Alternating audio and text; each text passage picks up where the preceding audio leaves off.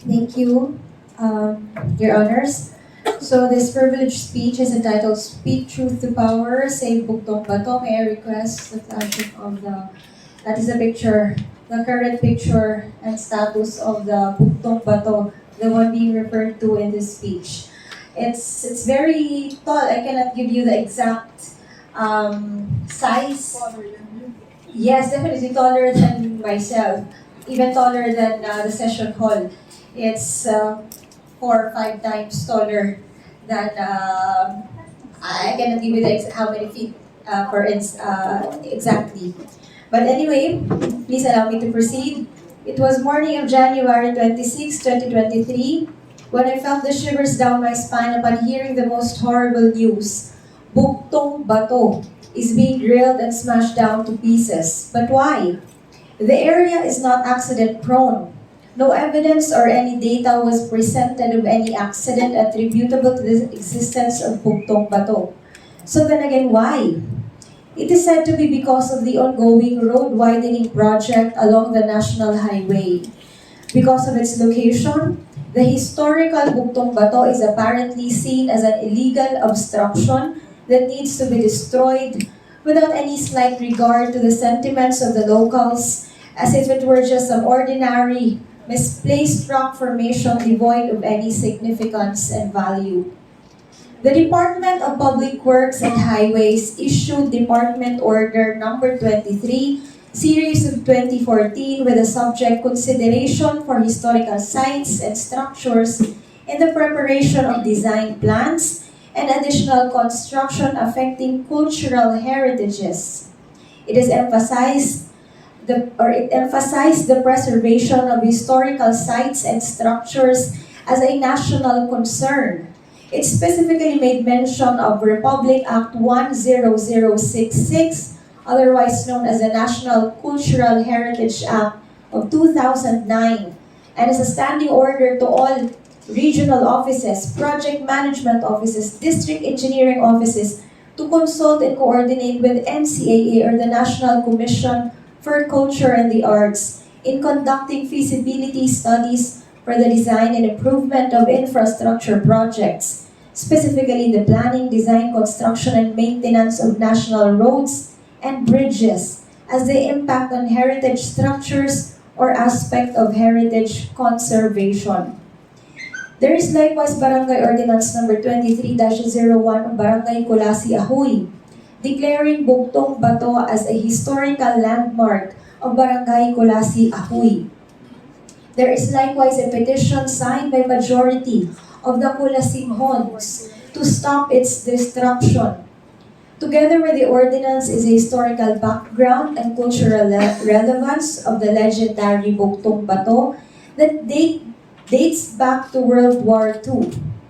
This representation had initial conversation with the chairperson of the Committee on Tourism, SB Dr. Rita Babar of the Sangguniang Bayan of Ajuy, and it was discovered that the latter was the lone municipal official present during the meeting called upon by DPWH. Are we really serious in our plight to save Bugtong Bato? Or are we more serious in just conceding without fighting for what is rightfully Ajuinon? Lest we forget, being silent when abuse and injustice calls for you to speak is tantamount to adherence. Now it appears, as you can see in the picture, everything is too late, as the historical landmark we know in Ajuy has already shattered to almost half its original size and continues to diminish by the day.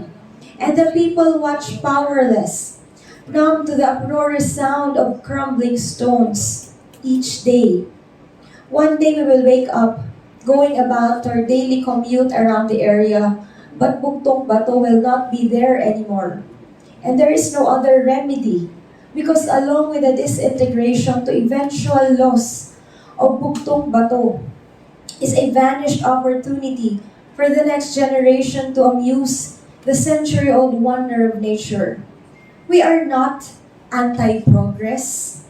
We welcome all sorts of development projects such as road widening, road clearing, etc. but definitely not at the expense of losing an important part of our rich cultural past.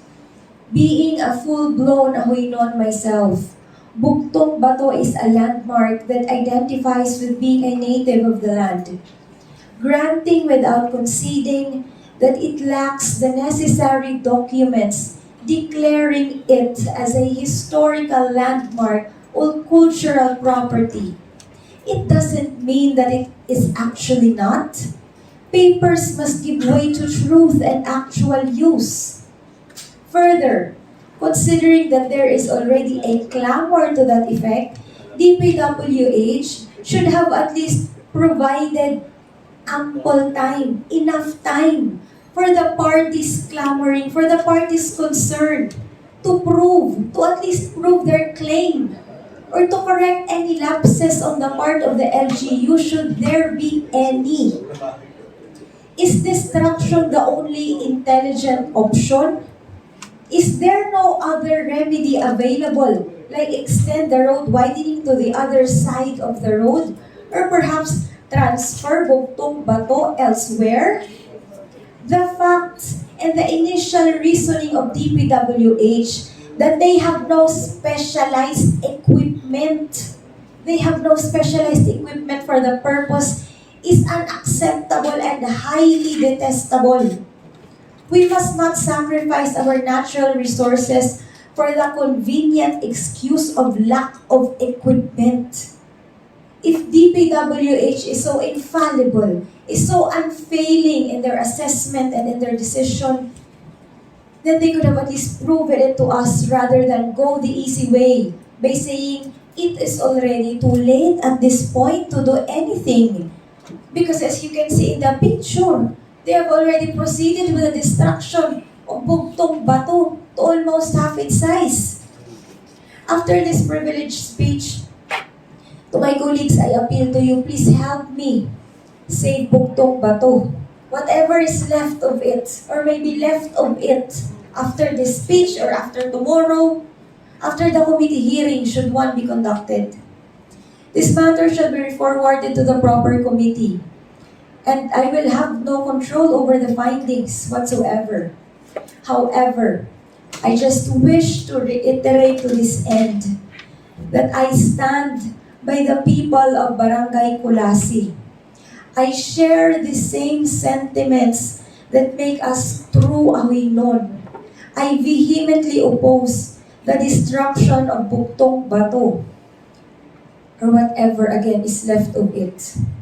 I may be wrong, or DPWH may be right. But again, we are not giving up Bugtong Bato without a word and without a fight. Speak truth to power. Thank you.